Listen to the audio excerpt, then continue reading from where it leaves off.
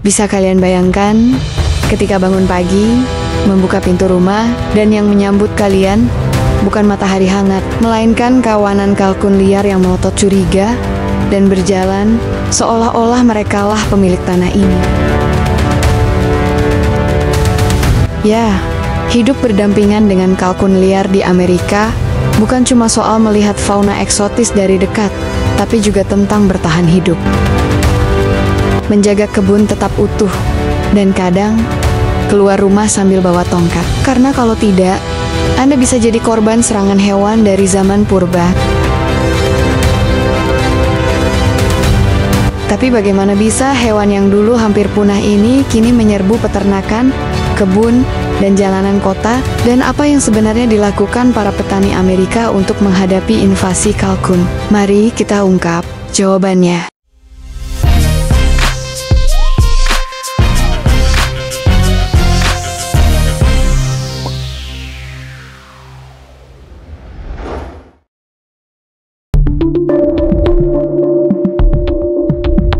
Munculnya hewan liar di kawasan pemukiman telah membawa pengalaman buruk bagi warga. Seolah-olah mereka kembali ke zaman purba. Manusia kini harus berjalan sambil memegang tongkat untuk berjaga-jaga jika tiba-tiba diserang kalkun liar.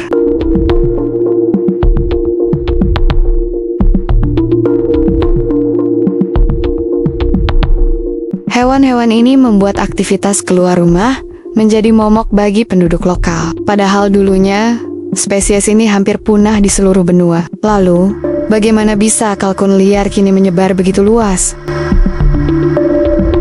Tonton video kali ini untuk mengetahui jawabannya dan melihat bagaimana para petani Amerika menghadapi puluhan ribu kalkun liar. Seru nih, serius.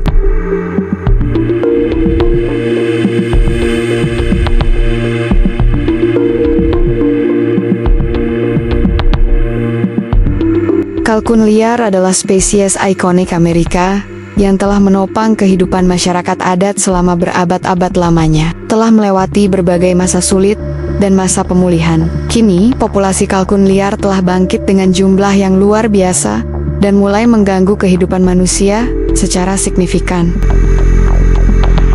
Saat ini diperkirakan ada hampir 6 juta kalkun liar yang tersebar di seluruh Amerika Utara.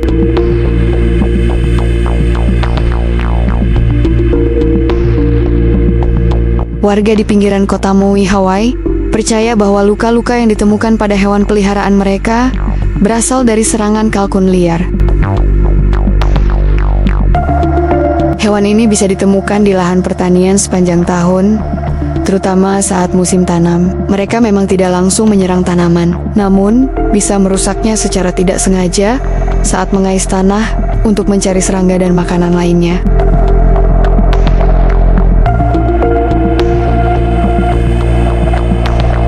Anak kalkun liar tumbuh dengan sangat cepat dan biasanya meninggalkan sarang dalam waktu 12 hingga 24 jam setelah menetas.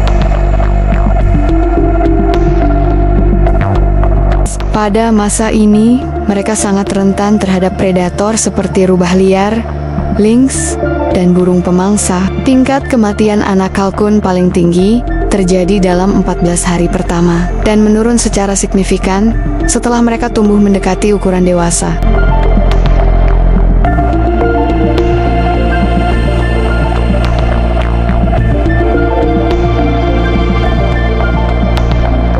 Selama masa rawan ini, induk betina akan menyembunyikan anak-anaknya di balik lapisan bulu lebat demi menghindari deteksi para predator.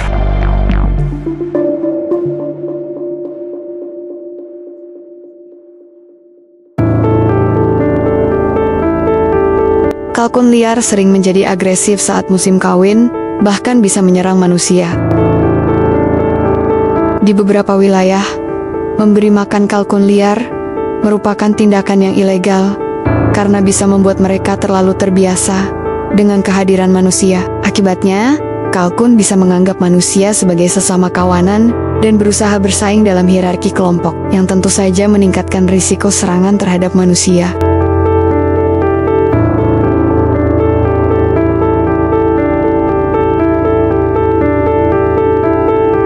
Perilaku agresif ini paling sering terjadi pada musim gugur, Ketika kalkun muda mulai bersaing dengan kalkun dewasa dalam kelompok mereka, kalkun biasanya tidur di atas pohon, tapi tak jarang mereka juga tidur di tanah. Beberapa di antaranya bahkan punya pohon favorit yang mereka datangi setiap malam.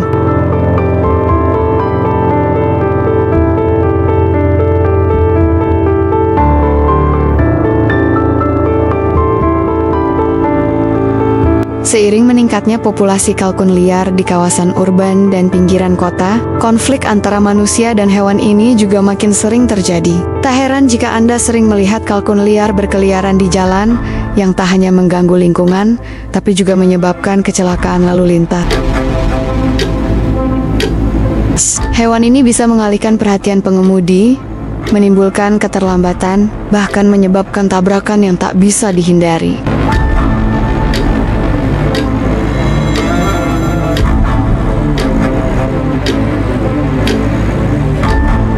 Selain itu, pencarian makanan yang tak kenal lelah membuat kalkun liar sering merusak taman dan halaman rumah. Jika Anda melihat kalkun liar mematuk mobil, kemungkinan besar mereka sedang menyerang bayangan mereka sendiri yang dianggap sebagai musuh. Kocak juga tuh kalkun. Hehe.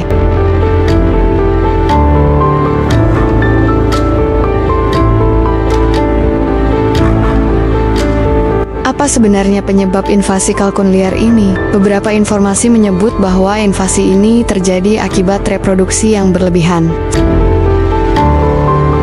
Setiap musim kawin, kalkun betina bisa bertelur sebanyak 10 hingga 15 butir dalam satu waktu. Hal ini menyebabkan lonjakan jumlah kalkun betina yang memperbesar risiko penyebaran dan gangguan terhadap keseimbangan ekosistem.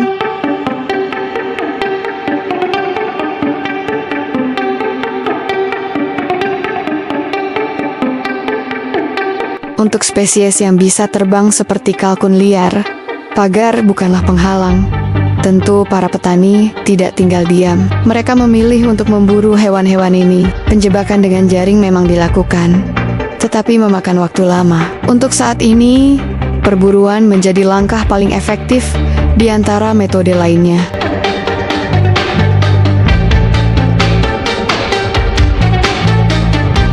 Para pemburu dengan mudah melacak jejak kaki kalkun liar di tanah. Jejak ini sangat membantu mempercepat proses pencarian.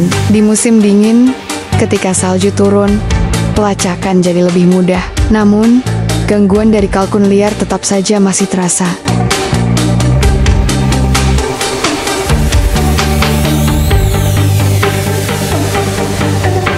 Di negara bagian Illinois, kalkun liar bisa diburu pada 2 musim, musim gugur dan musim semi. Mereka boleh diburu dengan senjata api atau alat panah khusus. Namun, peraturan setempat bisa membatasi penggunaan alat-alat ini, khususnya di wilayah perkotaan, untuk menghindari bahaya salah sasaran.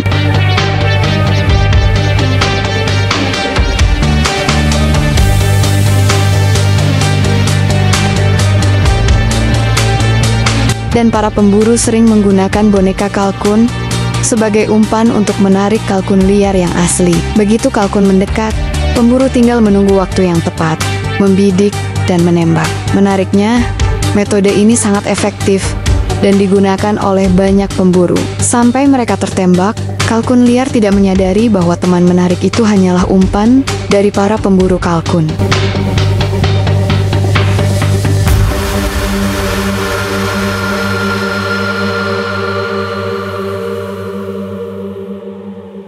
Ketenangan adalah kunci dari keberhasilan berburu. Para pemburu bahkan menyiapkan pakaian kamuflase berwarna hijau untuk menyatu dengan alam sekitarnya ketika target muncul. Mereka menembak dengan sangat hati-hati dan presisi. Suara tembakan yang bergema menandai perlawanan para petani terhadap satwa liar invasif, yaitu kalkun. Ada yang mau ikut berburu?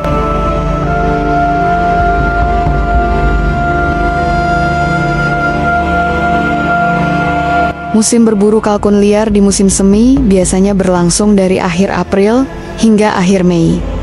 Namun, karena para petani sibuk bertanam, banyak dari mereka yang hanya sempat berburu di pagi hari. Invasi kalkun liar selama puluhan tahun ini telah memengaruhi budaya dan kehidupan masyarakat yang ada di sana.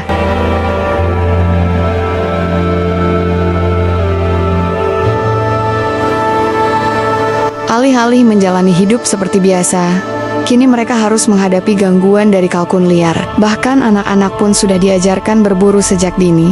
Lewat kegiatan ini, generasi muda diharapkan lebih sadar akan pentingnya menjaga dan mengendalikan populasi satwa liar.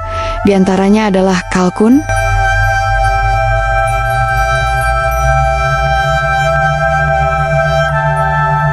namun, perburuan yang berlebihan juga bisa membuat spesies ini kembali terancam punah. Oleh karena itu, semua kegiatan berburu harus dilakukan dengan izin dari otoritas wilayah.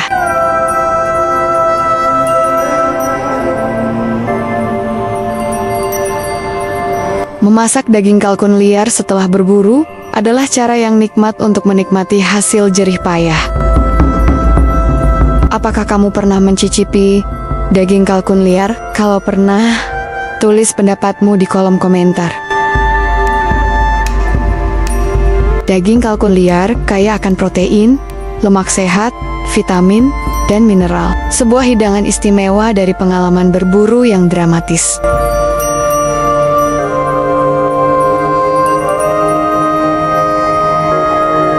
Berburu dan memasak kalkun liar bukan hanya aktivitas menyenangkan, tapi juga bagian penting dari budaya kuliner Amerika. Selain itu, perburuan membantu mengelola populasi kalkun liar agar tidak merugikan pertanian dan masyarakat, serta menjaga keseimbangan ekosistem.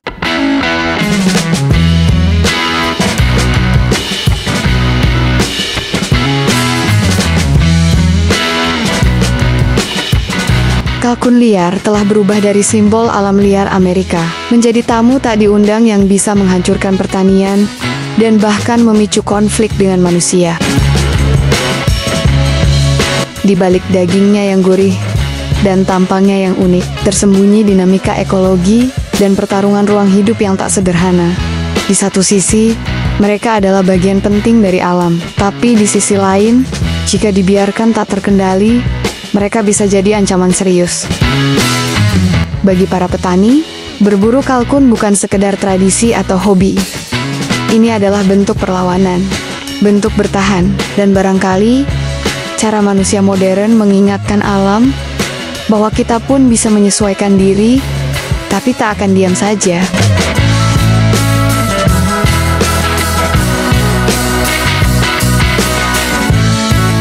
Saya Dewi, mewakili tim Pushrank Trisakti Bird Farm. Sampai jumpa di episode Trisakti Bird Farm berikutnya. Jangan lupa tinggalkan komentar. Apakah Anda pernah mencoba daging kalkun liar? Dan jika suatu hari mereka mampir ke halaman rumah Anda, apa yang akan Anda lakukan? Dan terima kasih sudah menonton video kami sampai detik ini. Bye-bye.